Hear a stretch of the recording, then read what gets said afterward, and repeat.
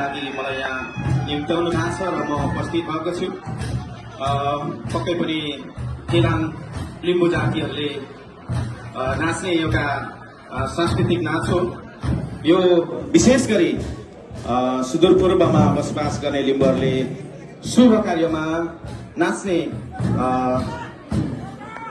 गर्दछौँ। आज हामी केलाङ मात्र नाच्दैनौँ, लिम्बुवान गाउँमा अथवा गाउँघरमा, यसो भन्दा लिम्बुवान त होइन, लिम्बुवान गाउँमा हामी लिम्बूहरू कसरी मनोरञ्जन गर्ने रहेछौँ भन्ने पनि यहाँ थोरै प्रस्तुति हामी प्रस्तुत गर्छौँ। केलाङ सँगसँगै स्टेज ले अब जति हामीले अट्छ त्यति प्रस्तुति उहाँले गर्नुहुनेछ। हामीसँग केलाङको भन्दा पनि तुम्याङहरू,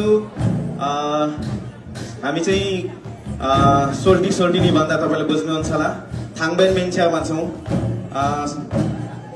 हाडनाता नलाग्नेहरू चाहिँ हामी ठ्याक्कै यसरी भेटेर ढोगेर धान नाचेर कहिले त फकाएर पनि बिहे गर्ने चलन छ। मैले चाहिँ गरेको होइन, तर मेरो बुवाले गर्नुभएको छ। अहिले तङ्बा यसमा चाहिँ के हालिन्छ भने छोक्रा, तपाईँलाई त जाँड खाने त धेरैजना हुनुहुन्छ होला यहाँ होइन, यी नखाने पनि हुनुहुन्छ होला। यसमा चाहिँ छोक्रा राखेर चाहिँ हामीले पाहुनाहरूलाई चाहिँ सम्मान अथवा सेवा गर्ने गर्छौँ। भर्खरै हाम्रो चेलीहरूले ठ्याक्कै तम्बा नै हो, तर यो भित्र चाहिँ यति जानकारी होस् कि छोक्रा चाहिँ छैन, जाँड चाहिँ छैन है।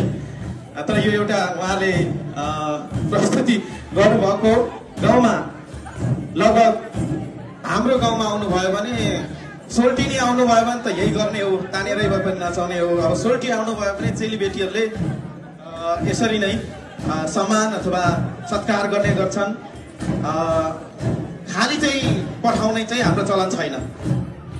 जोसुकै आए पनि एकछिन धान नाच्ने, नाता नपरेको खण्डमा धान नाच्न मिल्यो।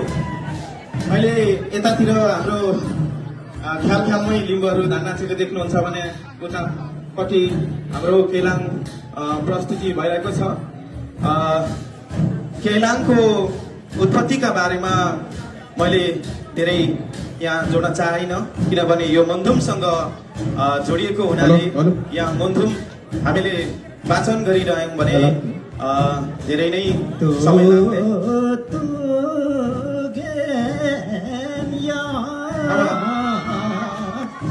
यो चाहिँ ठ्याक्कै लिम्बूहरूले नाच्ने हो। थोरै मनोरञ्जन लिनु होला।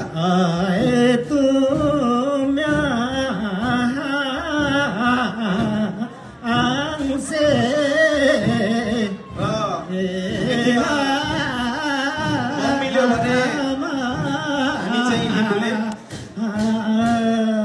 विवाहसम्म पनि पुग्ने गर्छ।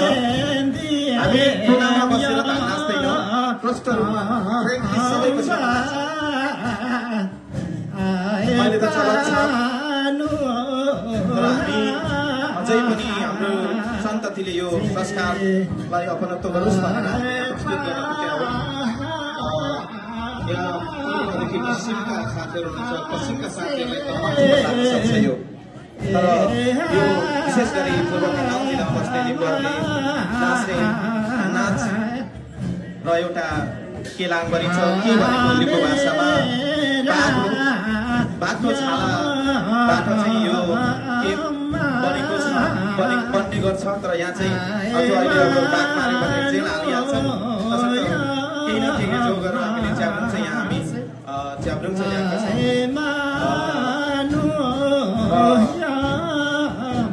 यो विशेष गरी विवाह शुभ कार्यहरूमा मात्र नाच्ने गर्छौँ। मृत्यु अथवा बर्खन्दहरूमा चाहिँ हामी नाच्दैनौँ। शुभ कार्यहरूमा नाच्ने नाचलाई नै लिम्बूहरूको यो केलाङ हो। हामीसँग नाच छ, जुन पछाडि धान नाचिराख्नु भएको छ भने केलाङ चाहिँ हाम्रो लिम्बूहरूको सांस्कृतिक पहिचान पनि हो। यहाँ अहिले हाम्रो तुम्याङ शेर्पा नम्बर छ।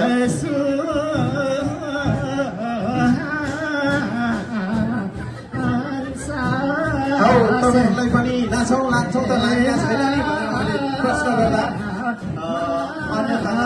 लिनु होला आजको दिन हाम्रो विश्व दिवसको दिन चाहिँ हामीले आफ्नै भाषा धर्म संस्कारका संस्कृतिहरू प्रस्तुत गर्ने भएको कारणले हामीले यहाँ हामी प्रस्तुत लिम्बूहरूले आफ्नो ज्ञान प्रस्तुत गरिरहेका छौँ विभिन्न हाम्रो माथि संस्थाका अन्य भर्खरै गुरुङ थारू तामाङ अन्य संस्थाले अघि प्रस्तुति प्रस्तुत गर्न सक्नुभएको छ उसले मन बोलिरहँदा यो याराङमा यो अलिकति डिस्टर्ब भयो कि जस्तो लाग्छ आफ्नो भाकामा तपाईँ चल्दै गर्नुहोस् म आफ्नै भाका चल्दै गर्छु अनि ठ्याक्कै उता देख्नु भएको छ यो सिलाम साक्माको बारेमा त तपाईँले धेरै नै समाज सञ्जालमा सुनिसक्नु भएको होला जुन दुईजना साथीहरूले बोल्नु भएको छ सिलाम साक्मा सिको अर्थ मर्नु लाम भनेको बाटो साक्मा भनेको मृत्युको बाटो छोड्नु भनेर चाहिँ हामीले यो सिलाम साक्मा विभिन्न कर्मकाण्डहरू गर्दा हामीले राख्ने गर्छौँ र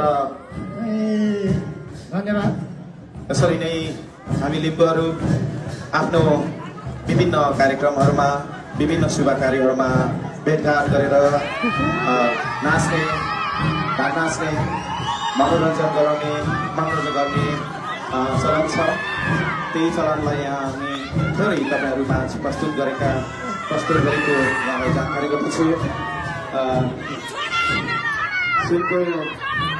सुनको हात लाउने भनेको लगभग मात्र देख्नुहुन्छ होला हुन त अरूले सुन लाउन सक्दैन भन्ने चाहिँ होइन तर हामीले सुरुकै हाम्रो पुर्खाहरूले नै यो गणगनालाई संरक्षण सम्बोधन लाउँदै आउनुभएको कारणले हामीले पनि यो अझै पनि हाम्रो पुस्ताले पनि यसलाई संरक्षण सम्बोधन गर्दै किनेर सुनकै नभए